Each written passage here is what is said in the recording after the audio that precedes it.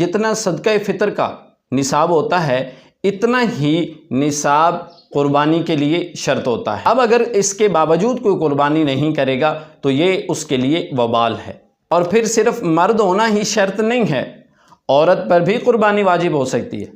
बिस्मिल्लाहिर्रहमानिर्रहीम। नाज़रीन मोहतरम, बहुत से लोग सवाल करते हैं कि कुर्बानी जो है ये किस पर वाजिब होती है। तो चंद एक चीज़ें जिनकी वजह से कुर्बानी वाजिब होती है वो मैं आपके सामने गोश गुजार करूँगा।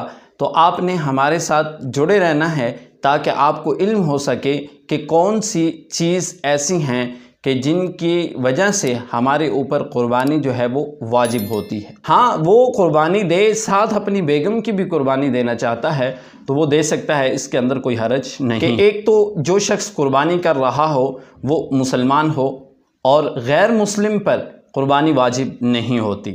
फिर दूसरे नंबर पर जो मुसाफिर होता है उस पर भी कुर्बानी वाजिब नहीं है।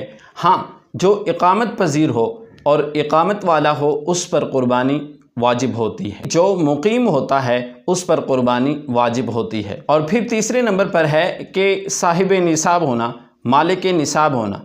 अब मालिक निसाब कुर्बानी के लिए कितना है? ज़कात के बारे में लोग जानते हैं कि ज़कात देने के लिए साहिब निसाब कितना होना चाहिए, और इसी तरह कुर्बानी करने के लिए भी इल्म होना चाहिए कि इसका कितना निसाब हो तो हमारे ऊपर कुर्बानी वाजिब होती है। तो याद रहे कि जितना सदका फ़ितर का निसाब होता है इतना ही निसाब कुर्बानी के लिए शर्त होता है कि 52.5 तोला चांदी की मिकदार के बराबर ज़रूरत असलिया से ज़ायद अगर किसी के पास माल दौलत पैसा वगैरह है तो उस शख्स के ऊपर कुर्बानी वाजिब है। इसी तरह घर के अंदर कोई और ज़रूरत की चीज़ें हैं, जो ज़रूरत की चीज़ें हैं वो तो आपकी ज़रूरत के अंदर शामिल हो जाएं। फिर आपने देख लेना है कि ये ज़रूरत से ज़ायद हैं, वो आपके कपड़े हों, वो आपकी गाड़ियाँ हों जो ज़रूरत से ज़ायद है, वो इस्तेमाल करने का सामान जो ज़रूरत से ज़ायद है, या नकदी वग़ैरह जो 52.5 तोला चांदी की मिकदार के बराबर इस सारे के सारे माल को जमा किया जाएगा तो वो जितनी भी रकम बनती है उस रकम के बराबर आप अगर उस रकम को रखते हैं या उस माल को रखते हैं तो आपके ऊपर कुर्बानी जो है वो वाजिब है। अब अगर इसके बावजूद कोई कुर्बानी नहीं करेगा तो ये उसके लिए वबाल है। और फिर इसके बाद जो चीज़ है वो है आज़ाद होना, ये भी वाजिब होना शर्त है। जो आज़ाद न हो उसके लिए कुर्बानी वाजिब नहीं होती। और फिर सिर्फ मर्द होना ही शर्त नहीं है, औरत पर भी कुर्बानी वाजिब हो सकती है। अगर मर्द साहिब निसाब है तो मर्द अपनी कुर्बानी करेगा, औरत अगर साहिब निसाब है तो औरत अपनी कुर्बानी करेगी।